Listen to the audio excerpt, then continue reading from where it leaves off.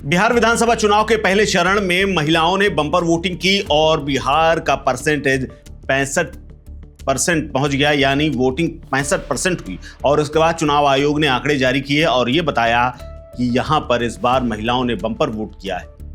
महिलाओं ने किसकी तरफ वोट किया ये तो नहीं बताया गया, लेकिन शराबबंदी से लेकर के 10,000 रुपए के असर को खूब राजनीतिक विश्लेषकों ने सराहा और कहा कि हो सकता है महिलाओं ने इसी मुद्दे पर और इन्हीं बातों को ध्यान में रख करके वोट किया हो। लेकिन अब जबकि दूसरे चरण का चुनाव प्रचार खत्म हो चुका है और दूसरे चरण का जो प्रचार खत्म होने के बाद अब दांव में जो किस्मत है उसमें जदयू की 9 देवियों का राजनीतिक भविष्य भी अटका हुआ है, क्योंकि दूसरे चरण के मतदान में तमाम नेताओं का, जो कि महिला नेताएं हैं, उनका भविष्य दांव पर है। इनमें से 2 मंत्री भी हैं।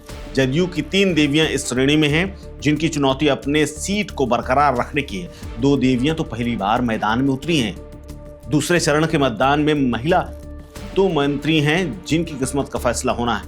पहला नाम है लेशी सिंह। पूर्णिया जिले के धमदाहा विधानसभा क्षेत्र से पिछले कई चुनावों से इस मैदान में उतर रही हैं। जदयू ने फिर से उन्हें टिकट दिया और अपना प्रत्याशी बनाया।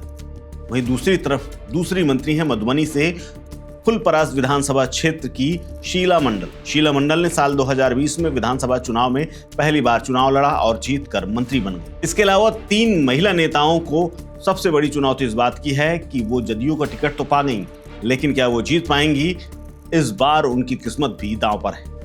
इन तीनों महिला नेताओं को चुनौती अपनी सीट में मिल रही है, क्योंकि एंटी इनकम्बेंसी का खूब असर देखा जा रहा है। इनमें केसरिया विधानसभा से जदयू विधायक शालिनी मिश्रा हैं और बाबू बरही से मीना कामत, बेलागंज विधानसभा क्षेत्र से उपचुनाव में जीती मनोरमा देवी। शालिनी मिश्रा दूसरी बार केसरिया से मैदान में हैं। बाबू बरही से विधायक मीना कामत को ये दूसरा मौका मिला है जब वो यहाँ से मैदान में उतरी हैं। इससे पहले इस सीट से उनके परिवार के ही लोग जीता करते थे। बेलागंज सीट लंबी अवधि तक राजद के कब्जे में रही है। इसके अलावा राजद के सुरेंद्र यादव इस सीट से कभी चुनाव लड़ा करते थे और जीते थे। उनके सांसद बनने पर यहां हुए उपचुनाव में जदयू की मनोरमा देवी को सफलता मिली।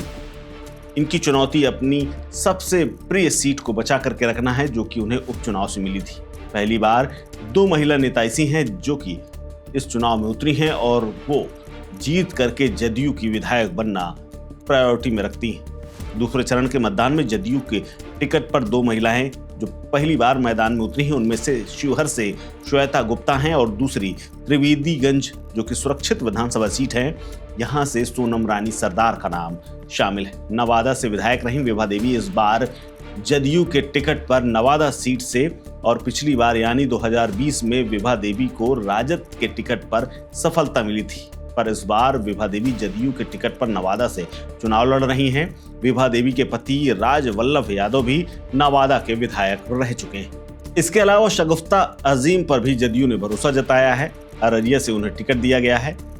अररिया से जदयू ने शगुफ्ता अजीम को अपना प्रत्याशी बनाया, जो कि साल 2020 के विधानसभा चुनाव में भी जदयू ने इस सीट पर शगुफ्ता अजीम को ही टिकट दिया था, पर वो इत्तेफाक से चुनाव हार गई थी। लेकिन इस बार फिर से उन्हें मौका मिला है। लेकिन क्या पहले चरण में जहां महिलाओं ने जदयू को बम्पर वोटिंग की थी, क्या इस बार महिला उनकी प्रत्याशियों को जिताने के लिए काम करेंगी?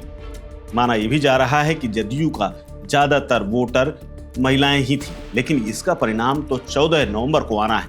लेकिन आशंकाएं और तमाम राजनीतिक पंडित इस बात की अंदेशा जता रहे हैं कि हो न हो जदयू को महिलाओं से काफी फायदा मिला हो। लेकिन क्या महिला उम्मीदवार जीतेंगी, इसका फैसले का हम आपको सबको इंतजार है। इस खबर में फिलहाल इतना ही। अपडेट्स के लिए बने रहिए वन इंडिया हिंदी के साथ। नमस्कार। Subscribe to One India and never miss an update. Download the One India app now.